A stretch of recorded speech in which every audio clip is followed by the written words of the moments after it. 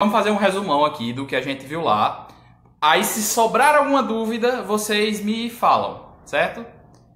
Quando a gente viu lá sobre o sistema reprodutor masculino, a gente basicamente estava explicando como é formado os espermatozoides e qual o caminho que eles devem seguir até serem liberados, certo? Basicamente, os espermatozoides são produzidos dentro dos testículos em uns, digamos assim, caninhos chamados túbulos seminíferos. Esses túbulos seminíferos é onde ocorre a produção dos gametas masculinos, dos espermatozoides, certo? Neles, o que acontece? Ocorre lá o processo chamado meiose, alguns até falaram disso na atividade que eu passei semana passada, e são produzidos esses gametas. Após serem produzidos, eles são armazenados no epidídimo, que seria, se vocês acompanharem no livro, que eu não tenho como mostrar o livro porque estou no celular, essa parte, digamos assim, enrugada acima dos testículos, uma parte ondulada. Ela se chama epidídimo, que nada mais é do que o lugar que recebe os espermatozoides e guarda eles por um tempo. Quando é necessário, durante o ato sexual que é necessário, a liberação dos espermatozoides, o que acontece? Eles são lançados, se vocês forem acompanhando pela imagem do livro, dá para entender direitinho o que vai acontecendo aí. Eles são lançados do epidídimo para o ducto deferente. O ducto deferente vai ser o caminho aí que os espermatozoides vão seguir até serem depositados na uretra para serem liberados, certo? Então, enquanto eles vão passando pelo ducto deferente, eles vão recebendo certas secreções de glândulas. As glândulas, no caso, seriam as glândulas seminais, a glândula bulbouretral e a própria próstata. Então, eles recebem essas secreções que vão tanto nutrir os espermatozoides, como irão dar a eles mais facilidade para o movimento. Eles vão conseguir se mover melhor. Lembrando que o formato do espermatozoide, ele vocês podem ver na imagem, ele é um formato circular e tem uma cauda que deixa ele se movimentar. Então, após isso, após passarem pelo ducto deferente e receberem essas secreções, eles vai girar o que a gente conhece como sêmen. O sêmen vai entrar na uretra e vai ser liberado dentro do corpo da mulher, no caso, dentro do sistema reprodutivo feminino. Esse seria o caminho completo aí do que acontece com os espermatozoides. Eles são produzidos nos testículos e depois disso são armazenados no epidídimo até o momento que são liberados. No momento de ser liberado ocorre todo esse resto aí. O que a gente tem que lembrar? Além disso, os testículos também produzem a testosterona. A testosterona é o hormônio sexual masculino e é ele que tanto dá as características do homem como vai ajudar ali, vai ser o responsável por todo esse processo reprodutor. Aí a gente passa para o sistema reprodutor feminino. O que a gente falou até agora foi que os espermatozoides são produzidos, são armazenados e na hora que precisa liberar tem todo esse caminho. No caso do sistema reprodutor feminino, ele é formado por órgãos que são internos e órgãos que são externos. Os órgãos internos são, basicamente, de forma resumida, o útero, os ovários, a tuba uterina e a própria vagina, certo? Então, esses seriam os órgãos internos. O útero é o responsável ali por receber depois o bebê, o feto no caso, e onde vai ocorrer toda a gestação desse feto. Ele basicamente é dividido em 3 partes, o próprio útero. Quando no vídeo lá dizia 3 partes, que tinham quadrados dizendo que lá, aquilo não é tão interessante para a gente, porque é mais no nível do médio. O que vocês precisam saber aqui é que o útero ele é formado, o órgão em si, ele é formado por três partes. São o endométrio, o miométrio e o perimétrio. O endométrio seria a camada mais interna, que é onde vai ocorrer o ciclo menstrual, que a gente só vai falar na próxima aula.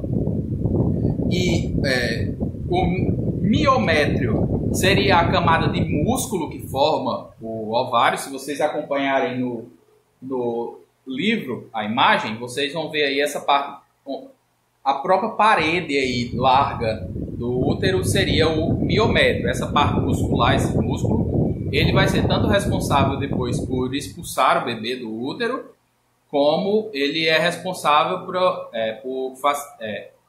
tudo que acontece no ciclo menstrual, é ele que vai gerar dores de cólica e tal. Mas a gente vai falar disso mais próxima semana. E por último, a gente tem o perimétrio, que seria a parte externa, digamos assim, a pele de fora do útero. Passando do útero, a gente tem as tubas uterinas, uma para cada lado, certo? Lembrando, a tuba uterina liga o útero ao ovário, um de cada lado. A tuba uterina é o caminho que o ovócito vai percorrer até chegar ao útero. Vamos lá. O ovócito, lembrando, a gente não chama, no caso dos seres humanos, a gente não chama de óvulo. É comum a gente falar de óvulo, mas no caso dos seres humanos, o mais correto é ovócito, porque ele não está totalmente pronto. Ele é como se fosse o óvulo, só que antes de terminar de ficar pronto, certo? Quando ele é liberado, ele se chama ovócito. O livro de vocês traz até a nomenclatura ovócito 2, mas a gente pode chamar só de ovócito, que já é o suficiente. O ovócito é produzido lá no ovário e ele, uma vez por mês, é liberado um ovócito do ovário para a tuba uterina. Esse processo inteiro a gente vai falar na próxima aula, quando a gente for falar de como ocorre a gravidez.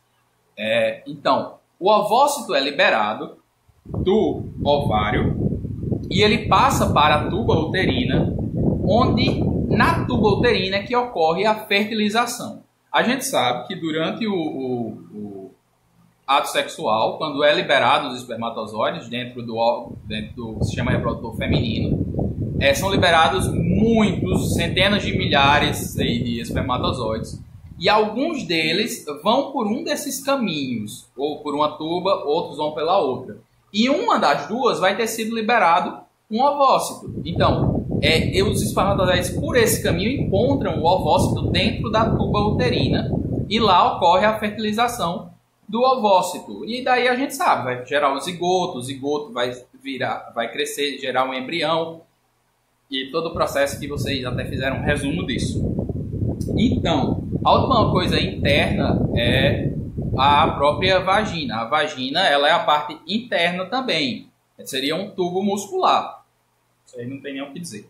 A parte externa, o que a gente tem na parte externa? A gente tem a parte que protege a saída da vagina, que seriam os lábios internos e os lábios menores e maiores. Eles basicamente têm a função de proteger a vagina. E a gente teria a saída, o próprio orifício vaginal, a saída da uretra e o clítoris, que seria a parte responsável mais pelo prazer da mulher. Então, essa parte externa, os lábios menores e maiores, elas vão formar o que a gente conhece como vulva. O termo correto é vulva, que é o órgão genital feminino. Olha, só para explicar aqui, a atividade de vocês vai ser basicamente para entender como são formados os dois sistemas. Então, se vocês entenderam as partes que formam, vocês sabem fazer a atividade. Eu não vou cobrar nada mais complicado que isso, não. A terceira parte que a gente falou foi sobre a puberdade. No caso, a gente falou não, o terceiro vídeo foi sobre a puberdade. Basicamente, o que vocês precisam saber? Claro, lá o vídeo é muito bem detalhado e é importante que pelo menos vocês entendam, mas para vocês tirar suas próprias dúvidas, como é que eu digo isso? As próprias dúvidas que vocês têm sobre vocês mesmos, certo? Aquele vídeo eu escolhi aquele porque ele é o que dá mais detalhes do que vai acontecer durante a puberdade. Como a gente diz lá no vídeo, a puberdade ela pode ocorrer em épocas diferentes dependendo de cada pessoa. Então, A gente sabe, por causa disso, a gente tem certeza que, mesmo vocês tendo idades meio que parecidas, a gente sabe que tem gente que está no começo da puberdade, tem gente que está já próximo à metade do final, certo? Então, a puberdade é esse processo que vai ocorrer com todos os seres humanos, que vai transformar a criança em um adulto. No caso, toda a adolescência, toda a juventude, ela é causada pela puberdade, certo? Eu não vou detalhar aqui para vocês o que vai acontecer em cada ponto, porque vocês viram no vídeo e não é tão importante assim para a gente, pelo menos não para a atividade, falar sobre esses pontos. Qualquer dúvida, a gente tira, se restar alguma dúvida, já que você não sai nada agora, a gente tira na próxima aula que a gente vai continuar isso. Na próxima aula a gente vai falar sobre o processo o ciclo menstrual e a gravidez, certo? Então eu vou encerrar agora a live aqui, porque vocês têm aula do Léo Fábio agora, né? Então a gente não pode atrapalhar a aula dela. Pois pronto, então adeus aí, mais tarde eu mando a atividade, assim que eu terminar a aula com o nono. Tchau aí.